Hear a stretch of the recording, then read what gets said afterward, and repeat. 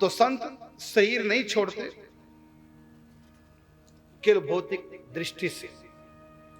अब भी उनका शरीर सुरक्षित है और भक्तों पर कृपा करते हैं, वो सूक्ष्म देह से आ जाते हैं। वो कौन सा सूक्ष्म देह? कल आप लोगों ने कथा सुनी थी कि जब ठाकुर जी के मन में आया कि हम सूक्ष्म देह से यात्रा करें, अपने इस भौतिक शरीर को देखें, तो अपना सूक्ष्म शरीर अलग हो गया उनका, और उस सूक्ष्म शरीर से अपने सोए हुए शरीर को भी देख रहे हैं। वो जो सूक्ष्म शरीर है जो उषा बहन जी के यहां गए थे और फिर सूक्ष्म शरीर से पूजे श्री घनश्याम ठाकुर जी श्री मनोहरदास बाबा की कुटिया में गए थे, वो जो सूक्ष्म शरीर है वो नहीं मरता। और जो लोगों का शरीर जब छूटता है तो भौतिक शरीर जलकर भस्म हो जाता है और सूक्ष्म शरीर अगले जन्म में जाता है।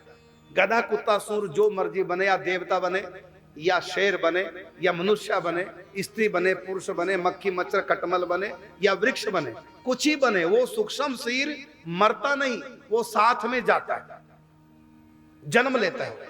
लेकिन संतों का तो जन्म होता नहीं, तो उनकी आत्मा तो चली गई सखी भाव धारण करके निकुंज में, और भौतिक शरीर रज में रज।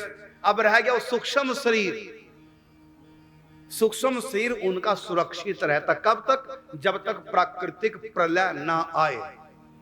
क्योंकि जो इनके भक्त हैं संतों के, तो वो निकुंज से सखियां वही देह धारण करके सूक्ष्म शरीर से भक्तों के पास पहुंच जाती हैं, उनको गाइड करती हैं और उनकी नैया के नारे लगाती हैं। आत्मा के ऊपर 3 शरीर होते हैं। ये भौतिक शरीर, इसके अंदर सूक्ष्म शरीर, इसके अंदर कारण शरीर, उसके अंदर आत्मा होती है। तो मृत्यु के समय भौतिक शरीर तो छूट जाता है, लेकिन सूक्ष्म और कारण शरीर नहीं छूटता। यदि तीनों शरीर छूट जाए तो आत्मा मुक्त हो जाती है, लेकिन नहीं छूटते। उन्हीं 2 शरीरों को लेकर, सूक्ष्म और कारण को लेकर आत्मा फिर अगला जन्म धारण करती है। गीता में कहा ना, मनः षष्ठानि इंद्रियाणि प्रकृति स्थानी कर्षत। मन बुद्धि चित्त अहम सूक्ष्म इंद्रिया, ये सब साथ हो जाती है अगले जन्म में भी। लेकिन संतों का तो दोबारा जन्म होगा नहीं, तो उनकी आत्मा सखी भाव धारण करके चली गई निकुंज में, और उनका भौतिक शरीर रज में रज मिल गया। अब रह गया सूक्ष्म शरीर, वो सुरक्षित रहता है महाप्रलय तक, प्राकृतिक प्रलय तक।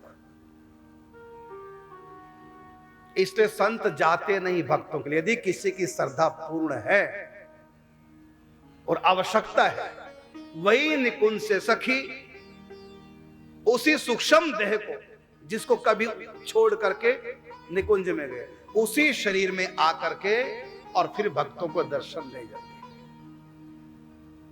ये बड़ा गुप्त रहस्य है।